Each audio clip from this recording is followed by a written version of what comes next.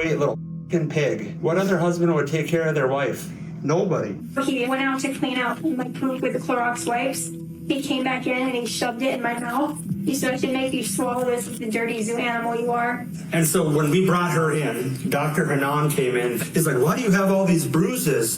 He was trying to blame me. I will make you swallow every pill of morphine that you have in that bottle, and you will be out of this world within 1 hour. Do you hear me? Yes.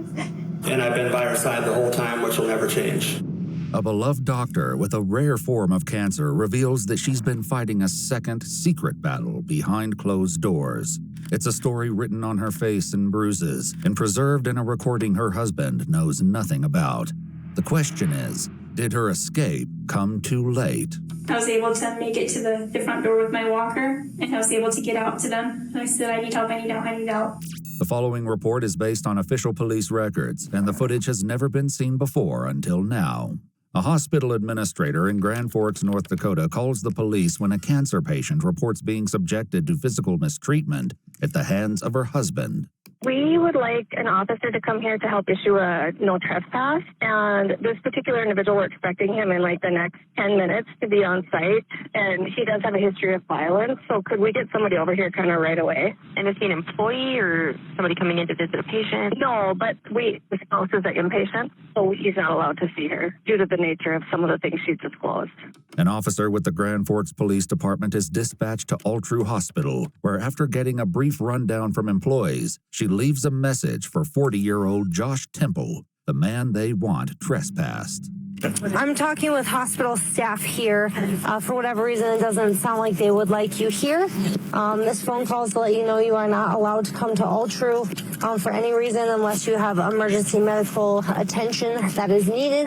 Other than that, I do understand that your wife is in here obtaining treatment, but you are not allowed on the property. I'll go up to 411 and interview her. Do you want to just hang out just to see if he does end up showing up, or just make sure he doesn't? Typically, if they're going to be violent with a spouse, they won't typically be with us. Okay. But I mean, I guess really that doesn't mean anything. But typically, they do stuff like that in private, right? I was just gonna say, yeah, it's more of a behind closed doors type thing. yeah. The officer arrives at the room where Josh's wife, Dr. Whitney Temple, is receiving treatment for complications arising from chemotherapy. She does have a cancer diagnosis of some sort. Okay. And what is she here for currently? It depends on how you spin it, right? Okay. She had diarrhea. She's being abused. I mean, she knew she would potentially die because she has low platelets. So she used her diarrhea as her excuse and weakness to get here. Okay. To try to go full state. And maybe it's not what we're thinking here, right? Maybe it's more verbal abuse, which is something that You'll know when you see her. okay. The officer learns that Whitney came to the hospital by ambulance 2 days earlier, but before she can get more information, she gets a phone call back from Josh, who believes this stems from a conflict between himself and medical staff. I was there last night taking care of her, and I think they're mad because I had her get out of her bed and stand up for a little while as well, and they missed that she was fluid overloaded, and so they weren't following proper, because I know a lot about medicine too, and my wife's a physician. Okay. And I study it. I love medicine, absolutely love it. I was in the Army for 8 years, and I was a combat lifesaver and fell in love with medicine. I probably should have just went that route and still think about it, of doing physician route anyway. But so I know a lot about it, and saved a lot. Guy sounds like a total bullshitter, like bullshit artist. It just bothers me already. A lot of lives in Iraq too. Having established his credentials, Josh, a home builder by profession, says that before he realized she was fluid overloaded, he had her stand for about 10 minutes to build up her strength. And she ended up falling again. She's been falling a lot. And I didn't think she was going to. It's because she was fluid overloaded. She had her walker in front of her and the bed to the side. Okay. And so I think that they got mad about that as well, or at least the nurse was. I know that they don't want to be questioned and harped on or whatever, and I get it. And I know my wife looks like a hot mess right now with all of her bruising and her, bad medical situation. But it's been like this for almost 2 years. This is just, another day for us. And I promise you, I'm not just being some hostile, mean guy. I'm not like that. Very loving, just very protective. So, Yes, my wife has been falling a lot. She's fallen at work a couple of times too. is that where her bruising comes from, Josh? Is that where her bruising comes from? Yes. So she has low platelets and she's been falling. Anytime you touch her or grab her or squeeze her or she falls down, whatever, when you have 30,000 platelets in your body when you're supposed to have 150 to 250,000, you're going to bruise. She's going to look like a mess. She's going to look like her knees are all banged up, from falling. I understand that. I promise she's not a danger to herself or that I'm not taking care of her or just letting her fall. Nonetheless, the officer informs him that for the time being, her orders stand and he is not allowed back on the property until further notice. Next, the officer must speak with Whitney, who has a much different story to tell. Hello, my name's Abby. I'm with the police department. Do you mind if we chat? Absolutely. Okay, and you're Whitney, right? And these are mom and dad? Mom and dad. And they know everything. And you came in a couple of days ago, I think they said the 3rd? Yep, and I had to come by ambulance because he refused to take me to the hospital. Okay. So I ended up calling an ambulance in the middle of the night in here. Whitney will share much more about the horrifying lead up to this hospital stay. At least she's actually talking about it. She's not like these other people that just get abused and they don't ever say anything. It's really good that she's actually opening up about it. But she assures the officer that the trouble in her marriage didn't start this week, as much as Josh may claim otherwise. If they're trying to make it look like I'm letting her fall or being mean to her or whatever, we've been married for since 2020. I've never been mean to her. So when we moved into our townhouse in June of 2020, he said I said something lippy, and he punched me in the chest, and I fell on my butt, and I was like, why did you do that? And he's like, you just slipped. I didn't hit you that hard. If I hit you, you would have broken something. According to Whitney, that was only the beginning. We were in the car, and I said something lippy. He's too lippy and mouthy, and he hit me in the side of the face. I was wearing my sunglasses, and it broke the sunglasses on my face, and I had marks. And when I told him you broke my sunglasses, and he goes, I was just trying to grab them off your face. You'd listen to me. Whitney says that these episodes didn't end when she was diagnosed with cancer in 2022. If anything, they may have gotten worse. I have a significant wound on my backside that medically he was kind of the cause of because he wouldn't bring me to the hospital. Okay. And so he was doing my wound care for it. He said he's the only one who could do it and I would die if he didn't do it, so nobody else can take care of me. And I was getting really, really woozy. And he smacked me on the butt on the non-injured side. Okay. He's like, wake up, if you fall on this floor, you're gonna get septic again, we can't get you up. And another time during a dressing change, I was being lippy, and he hit me on the back of the head, and it made my head hit the side of the tile in the shower. Whitney endured Josh's episodic outbursts in isolation until a particularly bad incident in April 2023. Afterwards, she reached out to her sister and broke her silence. Josh took my phone away from me last night, but not before I hit record. Then, referring to Josh's daughter from a previous relationship, she said, he initially got mad at me because I asked him for a wet paper towel to clean bone slobber off my blanket from dog. And with that, Whitney shared 2 audio recordings that the police report, in a moment of understatement, describes as disturbing. You always find a way to it up, and this is why I don't want to be with you forever. All you do is you're just a you're just nothing but a burden.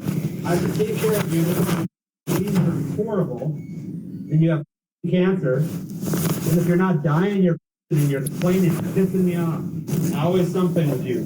When are things ever just going to be good? The truth is never, right? Huh? Right?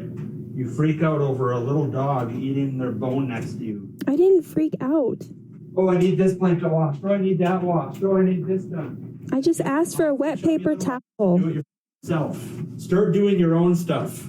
Let's see how well that goes. Do you want to do your own wound care tonight? I can't see it. I'm just sick of you, and I just don't know how we're going to be able to keep pushing forward. I just do not enjoy my time with you. The opening moments of the recording are enough to expose the tension in the home, but it's only a hint of the horrors to come. The altercation came a year after Whitney began experiencing mysterious pains in the spring of 2022. He told me that I was having pain because I'm obese and I don't work out, and I just need to work out more and lose weight. Josh's view of the situation turned out to be incomplete at best. And he wouldn't let me go to the doctor, and I eventually, because I was in so much pain, I texted my doctor, his work clothes, and I said, I really need to get in with you. I've been having this severe pain, and now I'm having neurologic symptoms. And she got me in like the next day, so she got me an MRI to do it behind his back. Whitney was finally diagnosed with Ewing sarcoma in August 2022, missing a crucial early window for treatment. Soon, chemotherapy had to be temporarily suspended because Whitney suffered a sepsis infection and developed necrotizing cellulitis on her backside, Holy shit, she's really going through it. Like, imagine you have cancer, you got all these other diseases, and then your husband is just fucking mean to you like that and abusing you. It's fucking crazy. During months of recovery, Josh became Whitney's caregiver, and by the time of her secret recording in April 2023, he was ready to use that against her. So at what point do you stop being a mother burden and being a liability and being a charity case? When are you ever going to stop being that? When? You were like this before cancer even, so don't act like it was only cancer. At least with you, you can't just play that cancer card because you were lazy before this and had to do most things. Because work was too hard for you. You were the only American in this country that goes to work.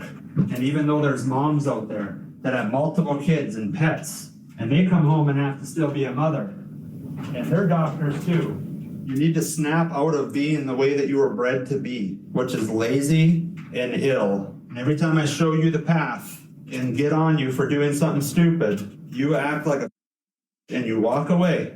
And then you get all mad and you cry about it. Is that going to fix anything? Crying doesn't work on me anymore. I'm completely numb to it. Results work.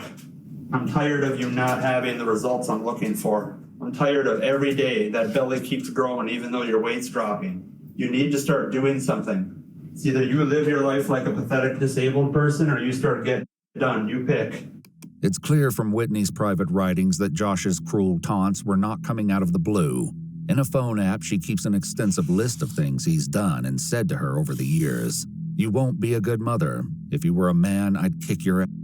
And shut the f and eat your chili are but a few examples. Like, why are you trying to ruin my one Saturday night with... Why are you so good at ruining things? You're like a professional sabotaging mother. Ruin it. I just asked for a wet paper towel. Cause drama. I was not trying to cause drama. You shut your mother mouth and don't even open that mouth. Do you hear me? Yep. Do not even say a thing. You are not entitled to say a word. When she's over here to spend time and to have a good time, not to hear, oh, I need my blanket cleaned off. I need this. I need that. Shut the up. We'll do it later. It's not doing anything sitting there, is it? And you're the mother who opened the window and got cold. Did I tell you to open the window? What did I tell you before? Don't do something unless you're told to do it. You have a severe listening problem. This judgment, it seems, was a common one from Josh. He thinks he's such a good guy. And he does this for my benefit. Because I don't listen to him. I have a listening problem and I'm retarded. And the only way he can get me to listen is to do this. Made my life hell. I didn't do anything to you other than try to love you. No. Yeah. I've been unhappy since the first day and I should have just walked away. Yeah, you should have. What? You thought I was just a lazy fat slut who was broke and a burden. You said she was a slut by the never dumpster said I was outside a of your slut. apartment. You said, No. well, I am one. I said by your definition. No, you did not. You literally said that you were one. No. Well, it doesn't matter. The numbers prove that, right? So it doesn't much matter. I don't know why you stuck Sleeping with with me. people you didn't even know. If you think I'm such a horrible person. Well, I was trying to fucking fix you You can't fix people. because you and I both learned that the Just hard like I way. couldn't make you nicer, you couldn't make me what you thought was a better person. Just because I'm not nice doesn't mean I'm not a good person. I never said you weren't a good person. You do amazing things. That doesn't mean that you get to be mean to me. Yeah, but this time around, but if it comes back for you again, you can say to yourself, oh, I wish I had him around to save me again. To this, Whitney responds by saying that his care includes making her want to end it all. That's what a fight for your life is. If you would have gotten sent to the military, you would have been able to handle this a little bit better because you would have been a little bit stronger in your mind and not play the poor me game. For now, Josh remains in control of his temper, but that will soon change. You can go ahead and recount in your little mind of every little thing that I've done to save your goddamn life multiple times through this process. And what do I get in return? The same at the end of the rainbow. One day you're going to wake up and realize, oh, why did he always think I was so ungrateful? And then it's comments like you just made tonight that I didn't do that much for you. And that you I never said that. You're twisting my So I'm going words. to cut your mother off tomorrow, and I'm going to see you struggle and watch your wound turn sideways and take you out of this world. How does that sound? Cool. Oh, okay. So what you just said isn't cruel? You're just never- a user. You I hope you twisted know my I'll send you an words. invoice for all of this care, and it's going to be in the hundreds of thousands of dollars. You twisted and then I my will words. send you I off on didn't your say way. I wasn't All grateful of the for everything deals you've that I done. lost for your as I sit in prime season and let people at my company You when I'm didn't have gone. to come with me. I didn't have to come with you. See, this is exactly what I didn't like of you. He started hitting me with clothes, and I'm like, please stop, please stop, please stop. And he dragged me out of the bed when I had all this like wound in my Foley and everything. It could get ripped out. And he has me on the floor, and he's like repeatedly hitting me with the laundry in his hand. And he's like, I should rip this bandage off you, and you go septic it, and then you septic again, and then you wouldn't survive it. Even by the time the worst part of the recording is over, it's not any easier to listen to. Get your back in the bed. You've never saw evil. Get in there. You need to learn what you say before you say it. Try to tell me I didn't have to be there at Mayo to help you. If this cancer comes back, I am letting you go. Do you understand that? Yes or no?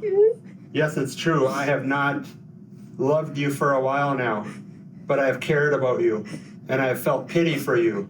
But I don't know what to do because we got married and we're supposed to love each other, and you're very hard to love.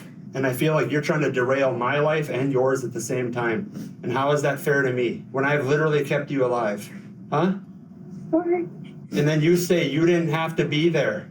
If I ever hear that come out of your mouth again, I will make you swallow every pill of morphine that you have in that bottle, and you will be out of this world within 1 hour. Do you hear me? Yes.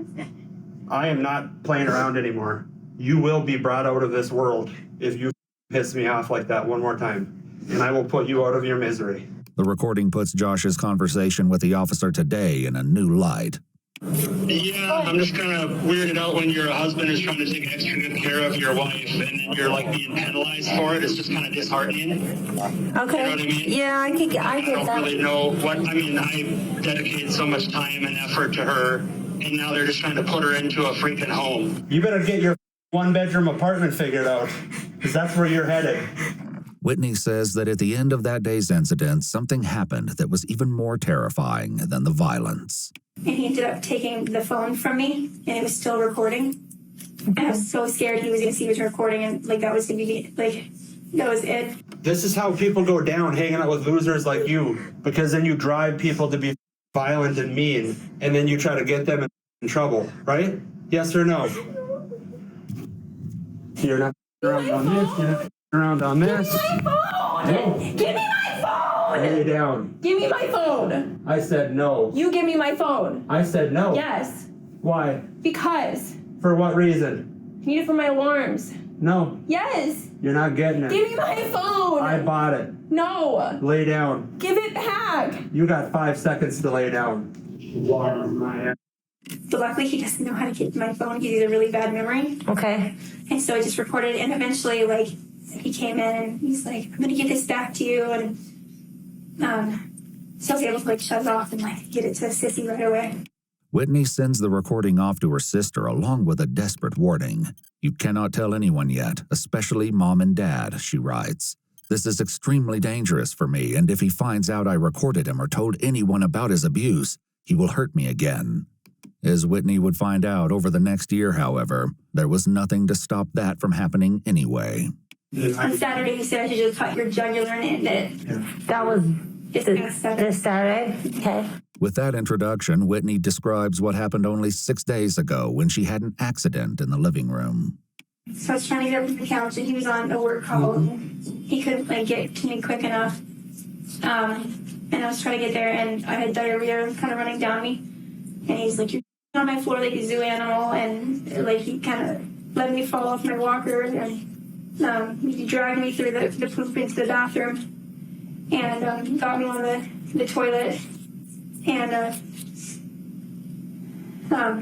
when he got me on the toilet, he started repeatedly hitting me on this left side of my face until my nose was bleeding. Was he hitting you with the closed fist or open fist? Okay. So you can see the fingerprints on her face, on her scalp there. Through the fingers. Okay. And then he said, And that was the left side of your face? Okay.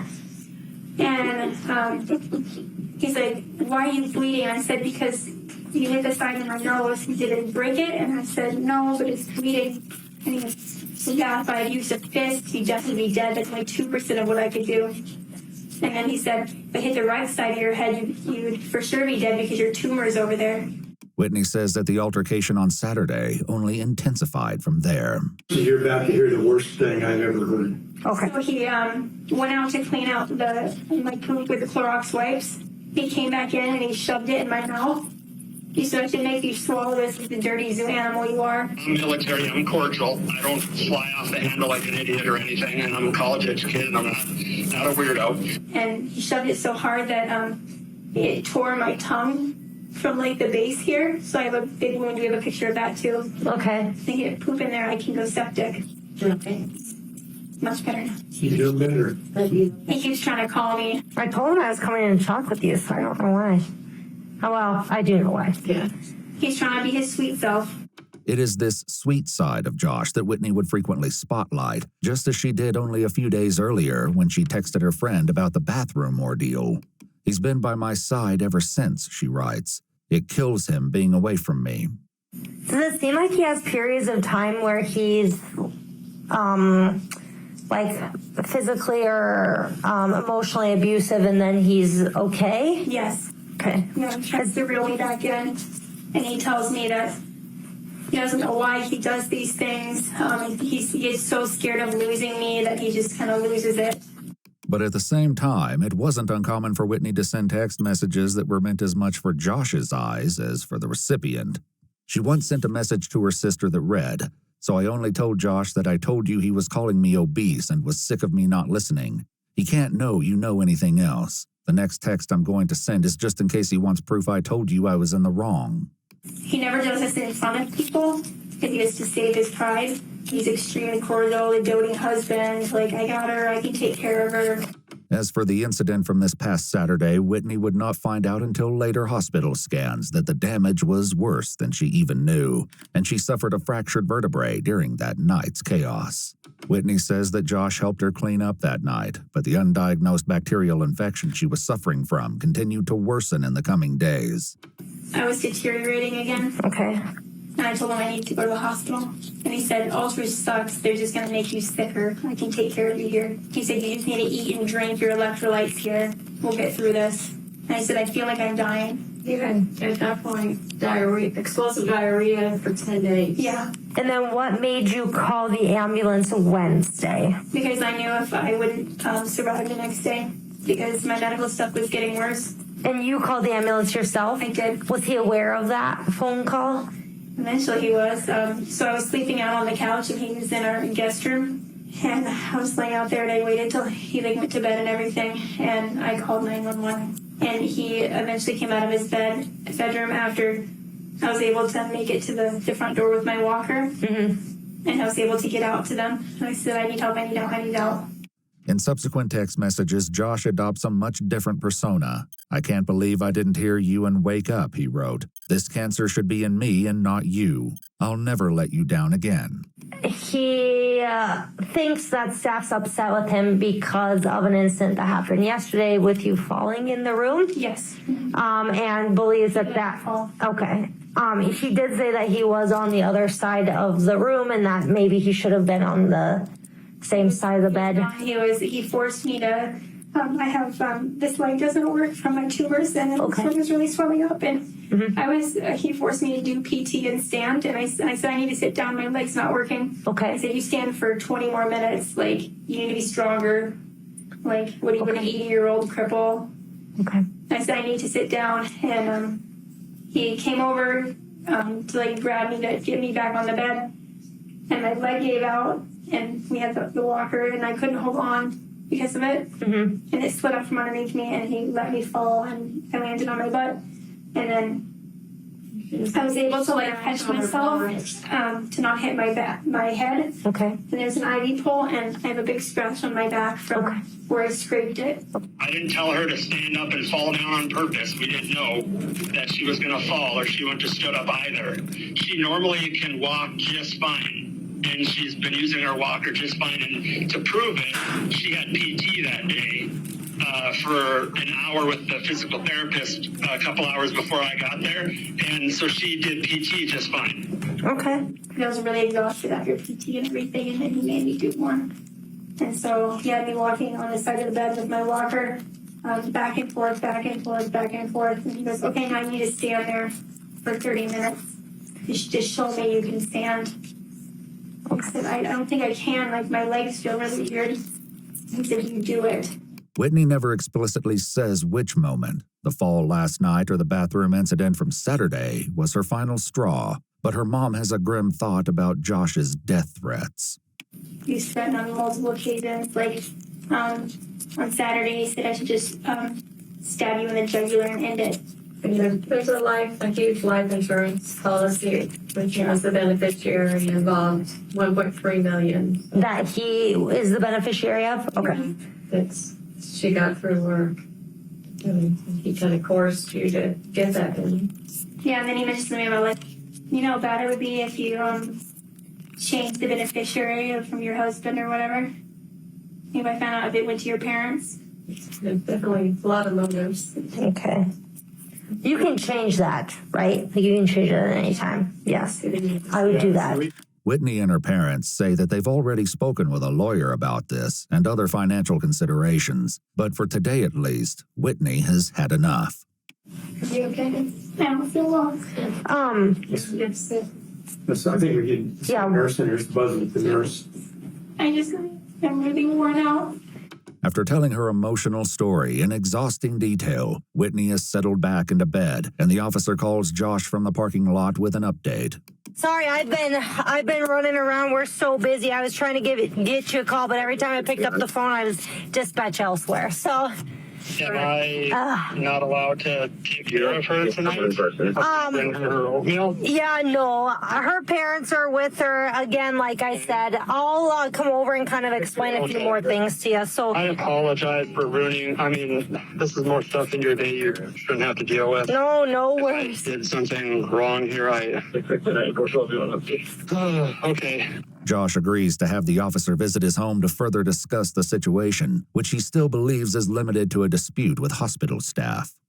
So I don't know what's really going on today. Yeah, so the staff there just doesn't want you back there.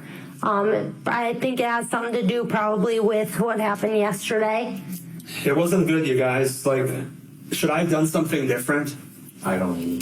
So on Saturday, she had fallen again really bad and then went to the bathroom on herself. And we didn't know she had C. diff yet. Okay. And so I found her on the floor and she was out of it. And, you know, usually you shouldn't really go to the hospital unless you absolutely have to. But she ended up having a big accident on the couch when I was sleeping. I've been sleeping in this room. She had to call the ambulance. So medical was called on Saturday? No. Saturday she fell. Medical Okay. was called 2 nights ago, sorry. Okay. I might have messed that up. I haven't had much sleep. That's okay. I just wanted to. But yes, and so when we brought her in, Dr. Hanan came in that night at 8 o'clock, so 2 nights ago at 8. He's like, why do you have all these bruises? You have bruises on your knees, you have them on your arms, you have it on your face, on your head, on your back, everywhere. He was trying to blame me that I was neglecting her. As they move into the living room, Josh insists that he has been Whitney's rock through trying times. A little over a year and a half ago, she was diagnosed with Ewing sarcoma. So they found a spinal tumor. And ever since then, it's just been a whirlwind. Yeah. And I've been by her side the whole time, which will never change. But Josh is about to learn that the police aren't just at his house to reinforce the trespassing order. So, yeah, obviously I talked with staff there, I talked with Whitney, and based on some of the conversation that Whitney and I had, and based on some of her injuries and things like that, I'm going to place you under arrest for... Oh, really? Yep, for terrorizing and aggravated assault, okay? So I'm going to ask that you put your hands behind your back. Okay. I didn't know that, you guys. All right. I thought it just wasn't allowed at all true. Wow, this really looks bad on me when all I do is take care of her. Makes me look like I actually did something wrong. Unbeknownst to Josh, the officer has in her possession letters from Whitney's doctors, one of which says starkly, there's no doubt in my mind that if she were to return to his care, she likely would not survive another abuse.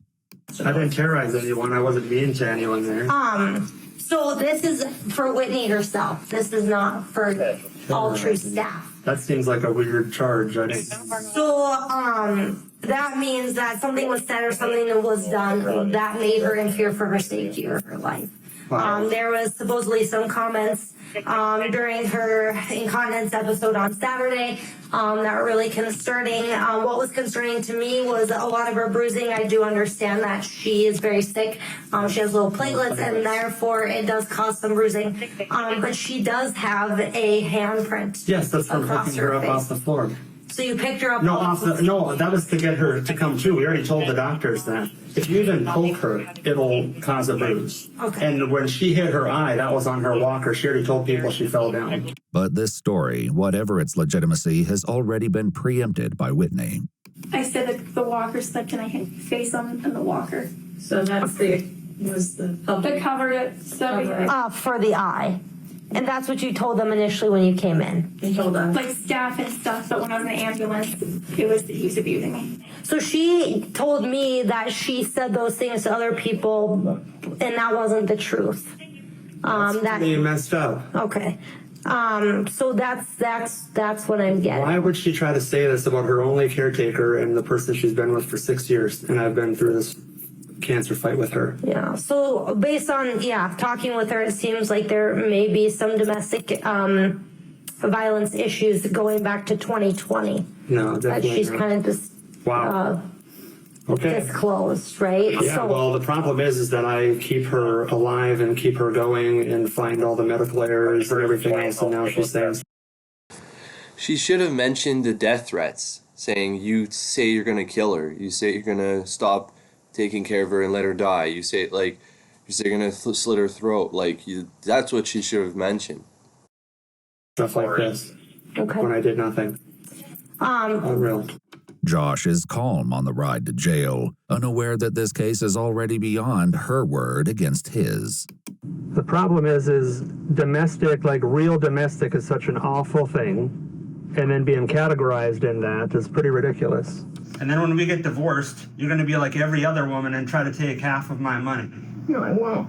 And then I'm going to cut your throat, is what's going to happen, because no one steals my... I've always put her in front of myself. Is there going to come a time where you're pleasant to be around, or is it just going to stay like this forever? Am I just going to be your caretaker until you die, and then we're just going to live a life of, oh, well, that was a waste of my life? Huh? She has been safe. She has been well cared for. The weird thing, maybe you guys had asked around and found that out today, but I usually get praise, as does she, for how good of care I take of her. You need to stop being a nuisance. You go to the store and get your own food from now on. With her husband under arrest and a protection order in place, Whitney Temple seemed to be on a path to freedom. Unfortunately, she didn't have long to enjoy it. She died a month later on May 6, 2024. At a later court hearing, her father recalled the day his daughter accepted her fate. And then I heard my baby girl announce the next evening, "This is my last supper. I am ready for hospice." And then so crushingly, Whitney unbelievably apologized to us for having to give up the fight for her life. Josh, who was originally charged with endangering an eligible adult, terrorizing, 1 felony count of domestic violence and 1 misdemeanor count of domestic violence, enters into a plea agreement that sees the domestic violence charges dismissed in exchange for guilty pleas to the first 2. At his sentencing hearing, a year after Josh was arrested, his lawyer said that he should be given leniency, arguing that he had been, quote, proactive in his own rehabilitation and heavily involved in his church while out on bond. It's for these reasons that I asked the court to consider a period of home confinement and supervised probation. In a sentencing memorandum Josh filed prior to the hearing, his lawyer argued that his client's actions came out of burnout from being a caregiver. He wrote, "Whitney's battle came to an unfortunate end a month after Josh was charged. This fact in itself makes Josh's conduct extremely unlikely to recur." Josh himself also spoke at the hearing. My wife was my world, and she was the strongest person I have ever known. I'm truly focused on making the wrongs that I made right and asking for true forgiveness for mistakes that I've made. I'm truly sorry. Thank you for your time, Your Honor. But while Josh and his lawyer argued that he was, quote, for the most part, a devoted husband who tirelessly cared for his terminally ill wife, the prosecutor argued that this was exactly what one would expect to see in this type of relationship. Your Honor, I think everybody in the system, the court, attorneys, law enforcement, we're all very familiar with domestic violence, and it is a cycle. It's not something that happens 24/7. Had it been something going on every single day, every minute of that day, I truly believe that Whitney Temple would have left much sooner than she tried to. But that's not how domestic violence works. It's a roller coaster of ups and downs. There is love bombing. There is promises, assurances that the individual will change. They'll be better. They'll do better. But they don't. The previous year, an autopsy found that Whitney's death was a result of Ewing sarcoma complications. However, the doctor also noted one contributing factor, a history of documented intimate partner violence. The judge not only took this into consideration, but also the fact that Whitney was not the first. You have engaged in violence in the past. So in 2012, you engaged in a domestic violence situation with a person with whom you'd had a child in front of your child. These are concerning facts. You have a problem. You have a serious problem. You need to acknowledge it and you need to address it. She died from cancer, but there is no doubt that the physical and mental abuse that you perpetrated against her made her last days on earth even more unnecessarily painful. And also, they said she got cancer in like 2024, and this is in 2025, and he said they've been together for 6 years. So she basically got cancer right after getting with this guy, probably from all the stress and heartbreak and like physical abuse that she was going through, or just mental abuse. When you have someone who claims they love you keep repeatedly shitting on you, like saying you're a piece of shit, I hate you, you're useless, you're gross. My ex used to do that all the time to me. She was super degrading like that, and for no reason. Like, I didn't know why she was saying I was gross and and turns out she just wanted to have excuses to get angry with me so that she could go and sleep with other people and not feel bad about it, and then come back and then, oh, it's okay, and whatever. That's a whole other thing there, but just that kind of stress. Like, I've been alone for 5-6 years, and it's way more peaceful than when I was with her because of all the abuse and the negativity. And that's why I don't even want to be with someone else, because I'm like, well, I'm happy by myself. I have my cat family and I'm good. But I just recently lost my cat, one of my cats, and that's really sad. And anyway, but like, just having someone constantly hate on you, talk to you like this, it causes a lot of stress and sadness, and your body feels that. Like when you're depressed and you're like, I want to die, your body's gonna find out a way to make you die. Like, I believe that. You're higher risk of getting cancer, you're at a higher risk of getting sick, and because you're not happy. When you're not happy, you get disease.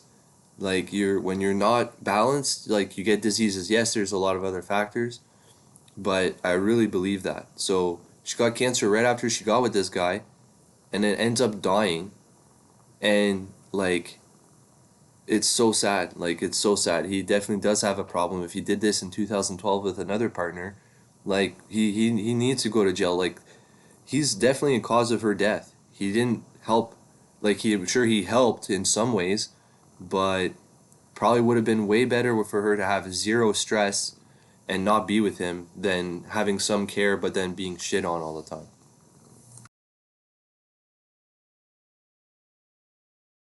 The judge sentenced Joshua Temple to 5 years in prison for endangering an eligible adult and 5 years in prison for terrorizing an adult victim, with both sentences to be served concurrently, followed by 2 years of supervised probation.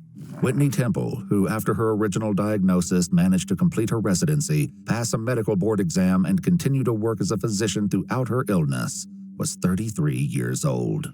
If you'd like to see select new videos early and help us keep uncovering case files that rarely come to light, you'll find extra footage and unseen details on our Patreon. Channel memberships here on YouTube. That's really sad, but still a good, like, super interesting video. Anyways, hope you guys liked it. Please, if you got anything out of this, please like, share, subscribe, comment. I would appreciate it. All right, until next time, peace out.